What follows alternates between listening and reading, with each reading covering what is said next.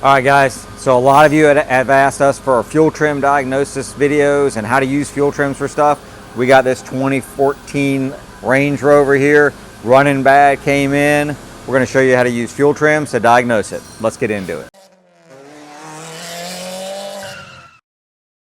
All right, so we're going to do this video a little different. We've diagnosed this vehicle. We're going to come to the conclusion of this. We're going to tell you what's wrong with it, but I want to walk you through the path and the diagnostic path, and I want you guys to leave comments down below. I'm going to go through different steps and ask you kind of some questions, and I just want you to comment. Just pause the video, comment when we get to those points, right? Because I want you guys to think through this, because a lot of times we watch videos on YouTube and it's really cool and we get to the end, but we don't remember the stuff because we didn't interact, right? It's the same thing when I do classes. I definitely like people to interact because I want to probe. I want you guys to think. I don't want you just to watch it, mindlessly, right? So I'm going to show you these codes. So this car came in running rough. That's the client's complaints, running rough. Check engine lights on. And, it's a vehicle that a lot of technicians would be, a little leery of, right? It's a Range Rover. It's, it's different, right? It's different than what a lot of people work on every day. But we have to think about this stuff just from a standpoint of this is a car, right? It's an internal combustion engine. We know what it has to have to run right. So maybe some different parts of it are things work a little differently, or the theories of operation might be a touch different. We can just read up on that. That's not a big deal. You guys can all do that, I promise you. So let's go ahead and walk through this diagnostic path together on this thing, right? Let's walk through this. Oh gosh, I don't want to say that because then they're going to say I'm copying another YouTube channel. I just want to walk through it. I want you guys to interact with it, right? So, all right, so let's go ahead and let's look at the codes that are in the vehicle. So this vehicle comes in, it's running rough. First thing you're going to do is you're going to scan it, right? So we got the eScan hooked up. We pulled the codes. This is just a generic scan tool, guys, right? This isn't like a Land Rover tool or anything. This is, the generic scan tool on steroids is what this is. So we're just going to pull codes up first. So we've got a P0300, P0304, P0306. Right? So we know these are misfire codes. This is just random cylinder misfires, and these are cylinder 4, cylinder 6. Okay, and then we've got system lean on bank 1, system lean on bank 2. All right. So let's stop. So this is our first. We're walking down a path here, right? And we've got codes. All right, so now we've got a fork we got to go down. Which fork are we going down? Are we going down the misfire fork that could be causing leans, or are we going down the lean fork that could be causing misfires? So I want you guys to pause the video, and I want you guys to put a comment down there.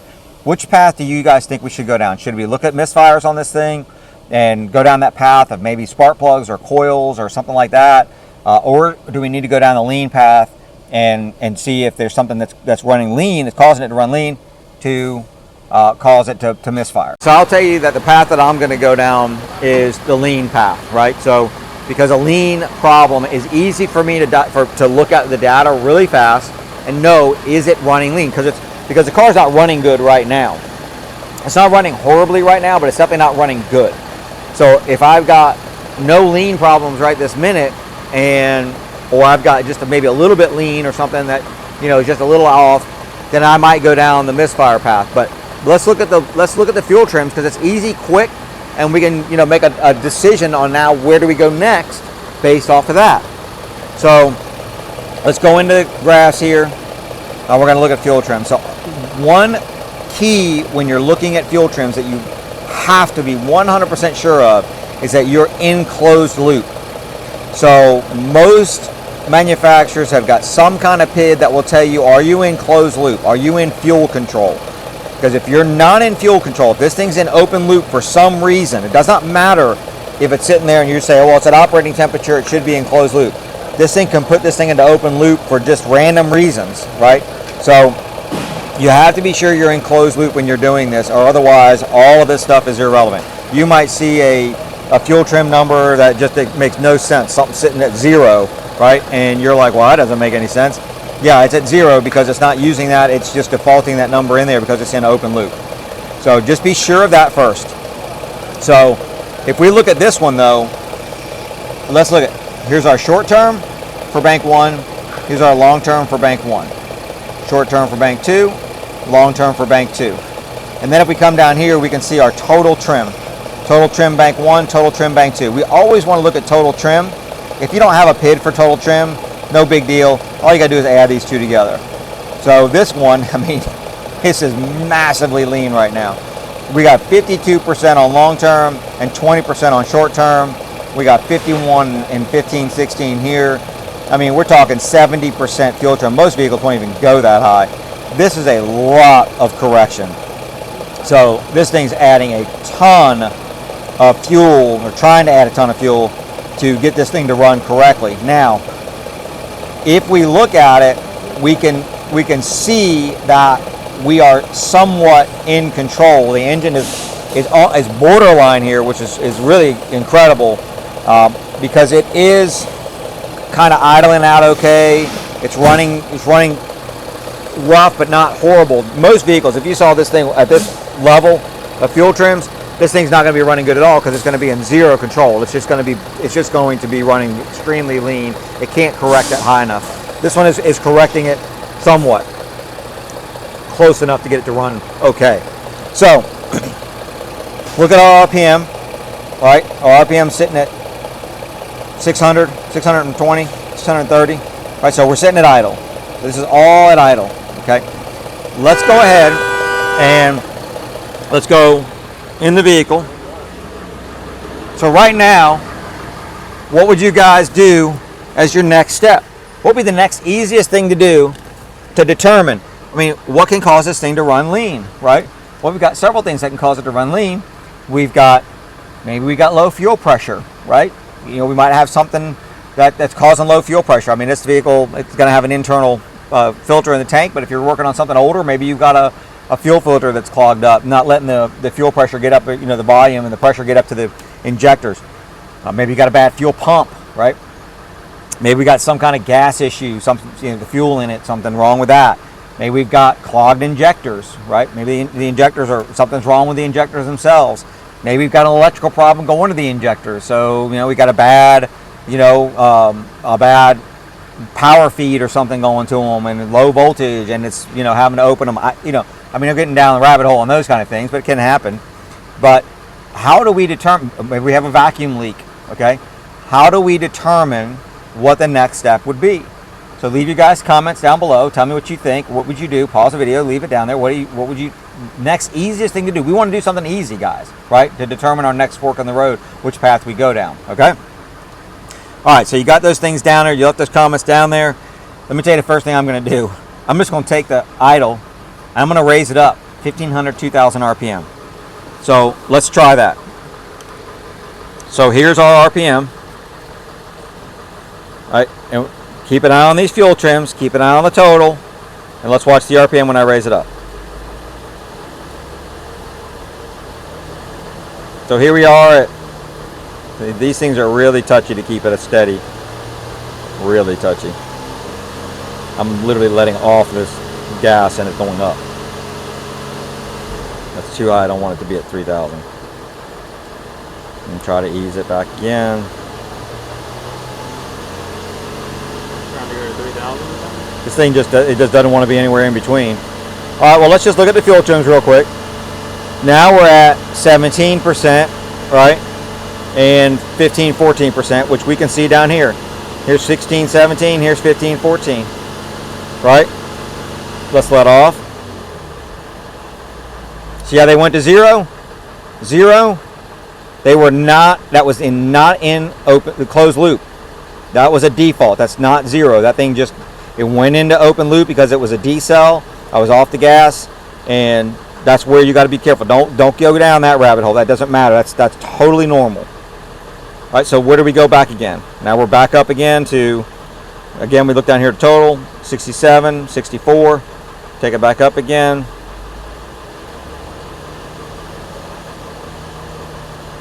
Now I'm trying, there we go. Well, it just doesn't want to hold there.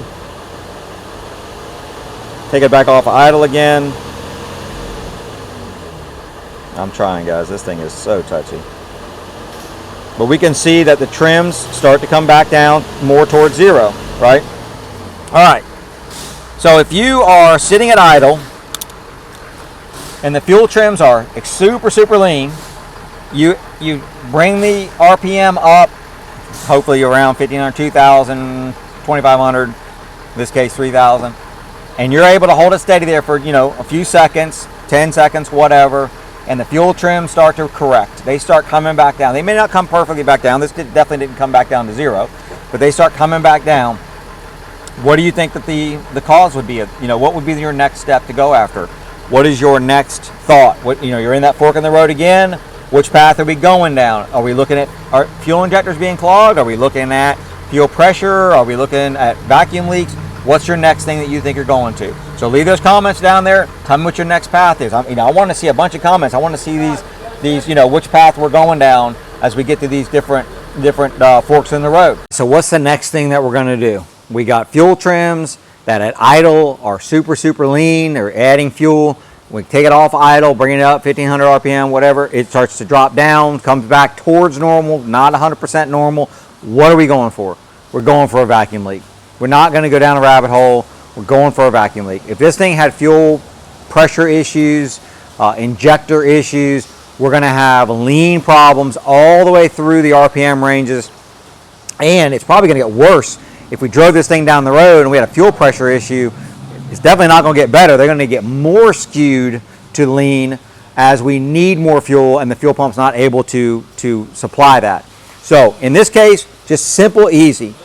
Idle, we have really lean fuel trims. You're sitting in the bay, you're sitting in the seat. This is how we want to diagnose cars as much as we possibly can. Sitting in the driver's seat, sitting in the seat, idle, high fuel trims. We give it a little bit of gas, 1,500, 2,000, 2,500 RPM. We hold it, let it hold there for, you know, for 10, 15 seconds. Fuel trims start to come back down towards normal. They start to stabilize out. We got a vacuum leak, right? So that's where we're going. What's the next step? We're going to hook the smoke machine up.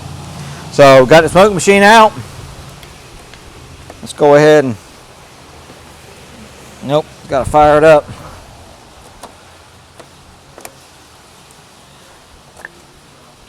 There we go. Give that just a second. Tank. Stop, tank. Tank just wants to be on camera. Okay. All right, we're going to fire it up. Here's what we got. Again, we're dealing with a supercharged, you know, Land Rover. It's got to be super complicated, you know. No, guys, this has been so simple. We've literally been in the driver's seat so far, and we're getting towards the problem, and we're going to be doing it really, we're going to get to this problem quick. We just pull off. I mean, we've got two dual mass airflows. That scares a lot of people. We got this side plugged, and we've got just the smoke going in here. We just got a cone going in this one. We didn't pull out the air bladder, but it's going to leak a little bit right there. But we're looking for a leak, okay? So all we're doing now is looking around. Just where's the smoke going to come out? All around the intake manifold. A lot of times you can find torn boots. In this case, it's not going to be a torn boot. That would be a different kind of fuel trim issue. But definitely need to be checking your boots. But mainly you're looking for vacuum lines and intake manifold, things like that are leaking. So we can see back here. I don't know if you guys can see that. Can you see that? About now. Yeah, this is. Yep. So massive amount of smoke coming back here, right? So what do we got back over here? Well, we've got this vent tube. We've got the diaphragm for the crankcase vent system. And we're going to have some stuff back in the back, right? That's a lot of smoke that's coming out right now. I don't know if you're getting that on video, but that's a massive amount of smoke. So to be able to try to pinpoint that is very difficult. We need to find out where it's coming from. So here's what we're going to do. Come back over here. Let's show you. And most smoke machines have this. We're going to take this down. We're doing this thing at this is the full pressure that this machine can do. We're just going to lower that down. Right? So now we're just on a lower setting. So now we can look back, and you might even take an air blower and blow it, but now you can look back, and if we go back in the back, we'll try to get you guys where you can see it. Can you zoom in there? Alright, let me try to get you where you can see it here.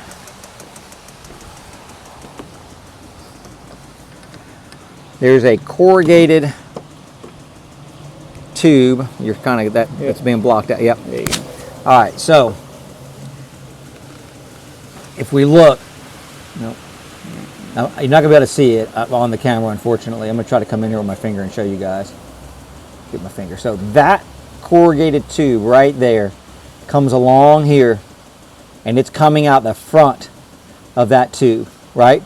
So that is where our problem is that corrugated tube is damaged and will need to be replaced. It actually bolts into the back of the intake manifold. So It's really easy for somebody to think it's that PCV. I mean, you've got so much smoke. If you've just got this thing under full pressure, you get so much smoke that, you know, you can't tell where it's coming from. You got to sometimes lower it down. Sometimes you're going to need to get an air blower back there and blow it, and then watch and see where it comes from.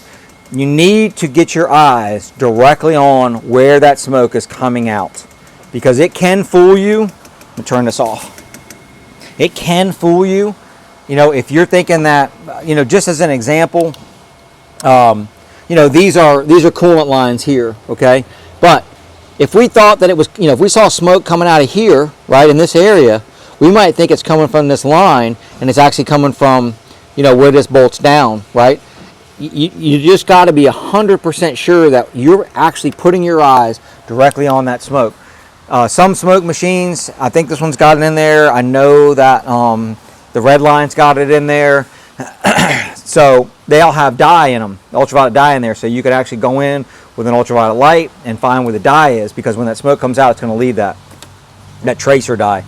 So it's just very important to pinpoint it. We got it replaced. This is what it ended up being. Quite a convoluted piece here. We had a vacuum line. We don't know if it broke coming apart or not, but it was leaking right down over here. This is where it was coming out of. But it's all in there. It's good. We've got the coolant. We've got the coolant leaks fixed. All under the intake manifold. We always replace everything under there as far as coolant goes. So they were leaking anyway, so that helped get to that. Everything's good. Car's been run while we did a cooling system flush. We haven't driven it, but we can come look at the fuel trims. We can see we cleared the codes. Monitors have not run, but we can watch the fuel trims. We're sitting at, you know, close to 0 on long term on 1. We're at 0 long term on 2. That'll probably correct a little bit, but we can watch the short term sitting bouncing around 0. This thing's running beautifully, and fuel trims are really, really, really good. So, you know, one of those things where, again, thought it was a complicated vehicle. Might be, a lot of people might shy away from it. Ended up not being. Turned into a really good job, really good for the client. Got everything taken care of. Saved them some money by doing that while we're doing the coolant leaks, and everybody's happy. So, hope you guys liked this one. If you did, thumbs up. Hit that subscribe button. Hit that bell notification. We'll see you in the next one.